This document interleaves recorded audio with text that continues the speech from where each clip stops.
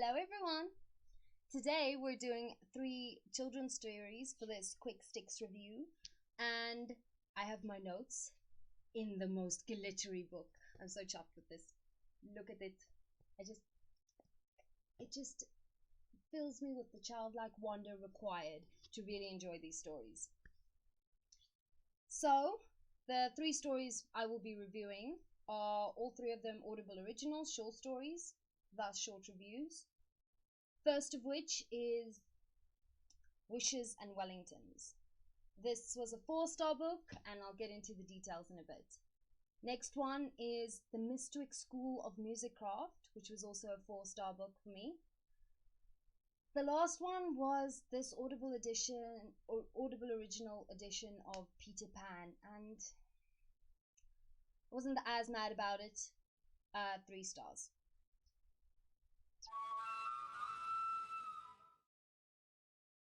Okay, Wishes and Wellingtons. Here the plot and the themes of the story work really well together. An orphan girl finds a genie in a can of fish, and that's kind of how the story starts. And it works particularly well with the themes of the story, where everything is magical and wonderful, but it has a really harsh, dark edge to it. Just like a genie is supposed to be magical and wonderful, but it's in a gross, salty can of fish, and honestly, Genie is pretty salty himself. So the world is unexpected for a children's story. It's harsh, it's brutal, it's real.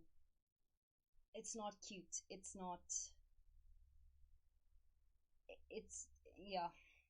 dark sometimes. Mostly it's dark.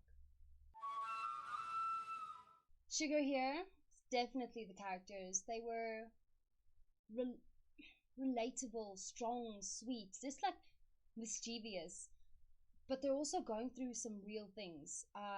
An orphan boy, all the orphan boys know that if they don't get adopted, then at like age 14 they'll be sent to the mines and they'll probably die there. And it's just such a harsh, really realistic world that, as I said, genie in a tin can, in a fish can. World is a lot harsher than a fairy tale. Then the vinegar. The ending was a bit underwhelming. It builds and it builds and it builds, and then just kind of tapers off.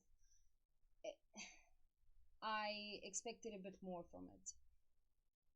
But overall, I would definitely recommend this book. It's a little bit like Indiana Jones, dark Indiana Jones, like the second one. Indiana Jones meets Annie.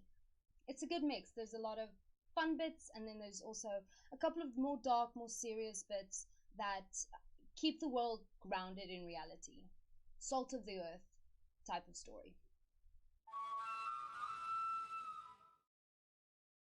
The Mystwick School of Musicraft.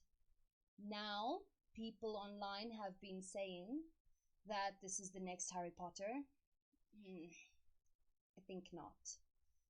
So, there's a young girl who would like to follow in her mother's footsteps and become a maestro, which in this world is the equivalent of a master wizard. Music creates magic if it's played correctly. And then she struggles, not for a lack of talent. No, not for a lack of talent. She struggles because of her insecurity. And yeah, that's why I'm saying it's not on the level of Harry Potter, but I don't think it has any right to be. Harry, Ron and Hermione had a whole series to develop, never mind just the depth that they reached within the first novel. Mystwick is a short story. There's not enough room, and thus the characters are a bit flat. Upon meeting a character, we already know who they are and what the problem is, and you can reliably predict the character arc. As in, perfectly predict the character arc. It's very straightforward. So, sugar here, definitely the music. I think this story really benefited from being an audio, because when they cast magical spells and when things happen, the soundtrack in the background keeps you in the world the whole time. The author doesn't have to do that much to describe the music because you can hear it. And because this world is engulfed in magic and music, you feel engulfed in magic and music.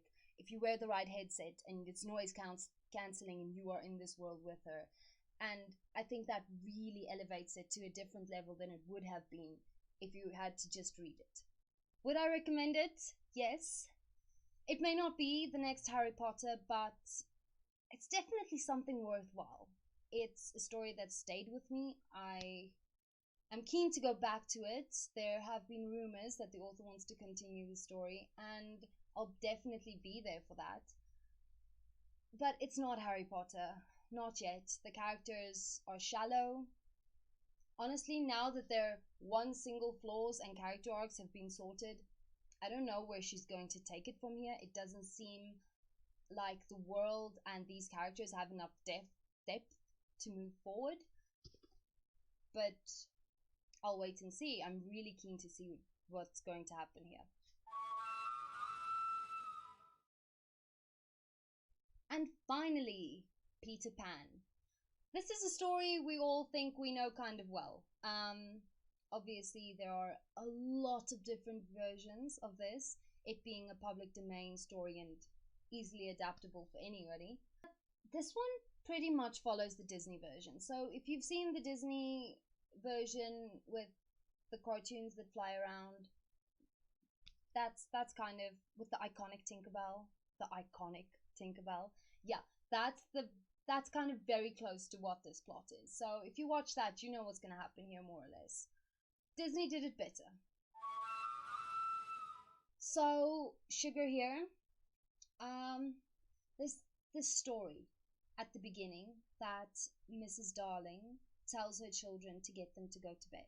First they want to hear Cinderella, but then they decide that they'd rather hear about the night their mother met Peter Pan.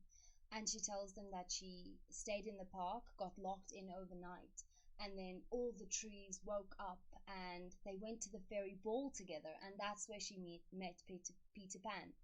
And it's magic and it's wonder in a bottle, and I really wished it had stayed that way. That's where I want to get to the vinegar here. There's just a real lack of care in this story as it progresses. As I said, that story at the beginning that mama tells her kids, beautiful, and then the quality dips from there, and then it keeps going down. A little bit later, there's some fun interactions between Captain Hook and Smee, who have kind of like gay vibes going on, and I totally ship them because they're adorable. And like, the captain isn't so rude to Smee. Smee is actually a respected part of his crew, and that's really fun. The way that the captain leans on him emotionally, it's sweet. But the other characters, they have the intelligence of toddlers, even though they're supposed to be much older than that. And as it progresses, the dialogue gets worse and worse, and even the voice acting gets stupid. It feels like they just ran with the first take. It feels like they ran out of time. And I've come to expect better from Audible Originals, and I just feel like the people either ran out of time or did not care. And I just no. Would I recommend it? No. Watch the movie. It's better. I don't think it's worth that little story at the beginning. Okay, if you want to watch it to find out how Mama Darling met Peter Pan, I think that may be worth it, but don't. The rest of the story is just a bit rough. It's a first draft and it really needed some care. So, that was the quick stick review. 3 short stories.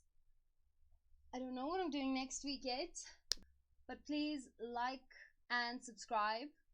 I always tell you to comment something specific, but nobody ever listens to me, so just, You be you guys. Don't even worry about it. But if you stayed till here, I know you're one of the good ones. I know you're a true MVP. So I'm gonna ask you for some help. As I mentioned in the last video, I'm working on the goal of reaching 50 subscribers. So here's the meter again. Please help me out. See if you can create an account for your grandma and just sub. That's fine. I now have Instagram. I started it like just before Christmas because I wanted to show off my nails to somebody. And then my mom said that that's what people do on Instagram because I've never had like the social medias before. And I did it. And now I post photos every now and then. I try to edit them to make them look a little bit nice. But my editing skills are not great. And it's mostly done on PowerPoint. But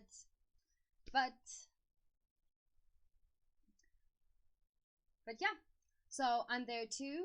Please like, comment, and subscribe. And I'll see you next week. Ta-ta!